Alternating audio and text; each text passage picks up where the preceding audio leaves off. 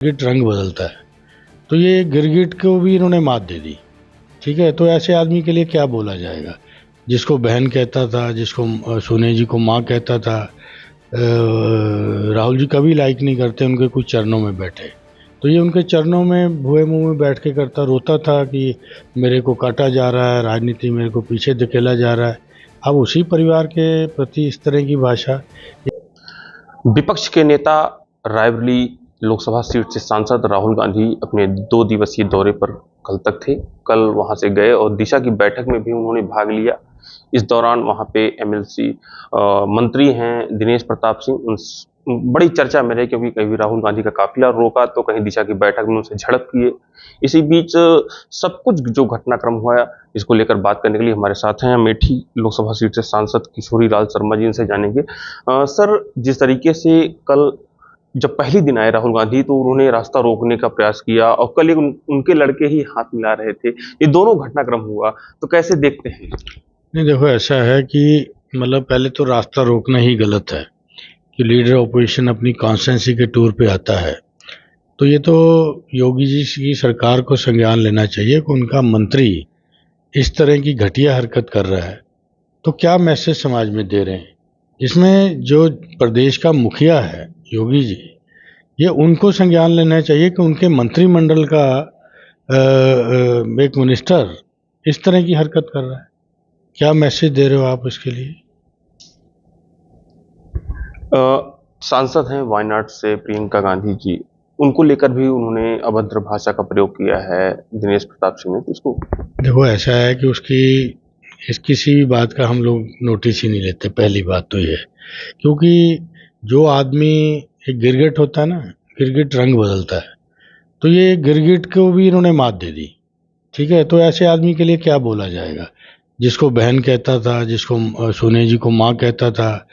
राहुल जी कभी लाइक नहीं करते उनके कुछ चरणों में बैठे, तो ये उनके चरणों में भुए मुंह में बैठ के करता रोता था कि मेरे को काटा जा रहा है, राजनीति मेरे को पीछे धकेला जा रहा है। अब उसी परिवार के प्रति इस तरह की भाषा, ये तो बीजेपी का असली वर्कर जो है, मैं रायबरेली की बात कर रहा हूँ, बीजेपी के वो असली वर्कर जिन्होंने बीजेपी के लिए संघर्ष किया है, आज रायबरेली में बीजेपी है ही नहीं है। जो असली बीजेपी है वो नहीं है। अब जो तमाम जो बाहर के लोग हैं वही बीजेपी चला रहे हैं रायबरेली में। ये तो उनके शीर्ष नेतृत्व को देखना चाहिए कि वो अपना क्या मैसेज दे रहे हैं पार्टी में। ये ऐसे लोग जो दल बदलू आ रहे हैं, वही पार्टी बीजेपी के संगठन पे भी कब्जा करके बैठे हैं। संगठन सर्वोपरि होता है। अब वही मंत्री बन जाओ, दल बदलू वहाँ आके बन रहे हैं। अब जो तेजी से गाली दे उसी को परिचय अगर देंगे तो बीजेपी का असली वर्कर जो है वो कैडर मर रहा है उनका। ये उनको संज्ञान लेना चाहिए। मैं बीजेपी के 2-4 शीर्ष लोगों के साथ मैं कमेटीज़ में हूँ, तो मैं उनको बताता हूँ कि भाई आप क्या कर रहे हो, तो वो भी ऑफ द रिकॉर्ड कबूल करते हैं, भाई साहब ये हाँ ये हो रहा है। बीजेपी का असली कैडर जो बेचारा लड़ा है बीजेपी के लिए, बीजेपी छोड़ा नहीं, वो आज रायबरेली में कहाँ पे है और कौन लोग लाभ ले रहे हैं रायबरेली में? ये तो बीजेपी को सोचना चाहिए कि इस तरह का अगर होगा तो बीजेपी में आगे लोग आएंगे नहीं। दिशा की बैठक हुई, जिस तरह से विकास की रूपरेखा तय की जाती है जिले की, उसको संचालन अध्यक्षता हुई राहुल गांधी की, उसमें बड़ी झड़प हुई और आप उसमें बीच में हस्तक्षेप भी किया, आपने शांत कराया था, तो क्यों इस लेकर किस बात को लेकर झड़प कर रहे हैं? नहीं, झड़प ये हुई कि देखो हर हाउस की एक अपनी मर्यादा होती है। तो राहुल जी चेयरपर्सन है उसके, तो कोई भी सदस्य जो उसका है, ठीक है, उसको अगर किसी से बात करनी है with due permission of the chair, तो चेयर को वो एड्रेस करता है कि माननीय अध्यक्ष जी आपकी अनुमति से मैं ये पूछना चाहता हूँ, तो अध्यक्ष अलाउ करता है। तो राहुल जी ने कहा कि भाई तुम मेरे से बात करो, मैं तुमको अलाउ करूँगा कि भाई तुम पूछो प्रश्न, लेकिन तुम सीधा ऑफिसर से प्रश्न नहीं पूछ सकते हो। तो ये हमेशा हर हाउस का ये है। ये हम लोग कहते हैं माननीय अध्यक्ष जी आपकी परमिशन से मैं मंत्री जी से ये पूछना चाहता हूँ, हम भी हाउस में करते हैं।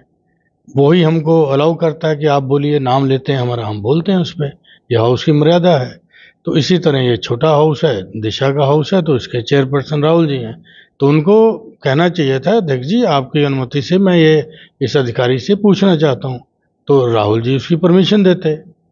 ठीक है, तो अब वो सीधा बोल रहा है, तो राहुल जी ने कहा कि ऐसे नहीं चलेगा, हाउस इन ऑर्डर चलेगा, इस तरह नहीं चलेगा कि आप सीधा किसी से बात करें। बोला कि नहीं हम पूछ सकते हैं। तो किसी उससे पूछ सकते हो भाई। राहुल जी ने कहा कि नहीं, मैं ऐसे हाउस को अलाउ नहीं करूँगा। तो इतनी बात हुई। फिर मैंने कहा भाई, उन्होंने उदाहरण देने लगे लोकसभा। मैं कहा जिस हाउस में बैठे हो उसकी बात करो आप, ठीक है। दूसरे हाउस की वहाँ यहाँ बात करोगे, यहाँ की बात वहाँ थोड़ी हो सकती है। तो फिर मतलब मैं बोले कि ठीक है, जो फिर आप करिए। तो फिर हो गया बस। उसके बाद फिर ऑर्डर चला, फिर हाउस सारा टाइम चला। एक आखिरी सवाल लेंगे। अमेठी की एक प्रजापति समाज की लड़की थी, उसने टॉप किया था, राहुल गांधी ने उसको 2 बार उससे मिले हैं। क्या कुछ आश्वासन दे, क्या कैसे देख रहे हैं? नहीं, उसकी लड़की को एक राजेश प्रजापति हैं, इन्हीं की जाति समाज के हैं। तो जब उन्होंने देखा कि राहुल जी ने किया, उसने उस लड़की को अपने फाउंडेशन से, जो उनका ट्रस्ट चलता है, उससे उन्होंने उसको पूरी मदद करेंगे उसकी पढ़ाई में।